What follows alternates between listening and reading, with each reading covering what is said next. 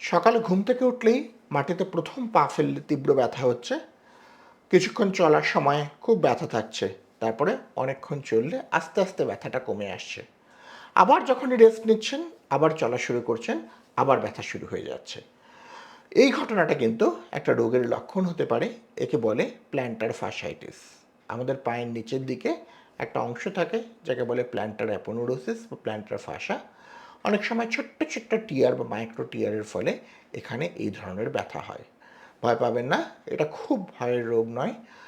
ঠিকমতো চিকিৎসা, স্পেশাল প্রাথমিক পর্যায়ে কিছু ওষুধ এবং ব্যায়াম, যদি ওষুধে না কমে সেক্ষেত্রে আমাদের আল্ট্রাসাউন্ডের মাধ্যমে দেখে কিছু ইনজেকশন, এবং খুব রেয়ার মানে প্রায় দরকার পড়লে না বললেই চলে ক্ষেত্রে কিছু অপারেশন লাগতে পারে। তবে এই রোগটা কিন্তু যদি আর্লি স্টেজে ডিটেক্ট করা যায়, কোনো অপারেশন ছাড়াই খুব সহজে চিকিৎসা করা যায়। তো যদি এরকম আপনার হয়ে থাকে, একদম ভয় পাবেন না, নিশ্চিন্তে পেন ফিজিশিয়ানের সাথে দেখা করুন। আশা করি আপনি সুস্থ হবেন।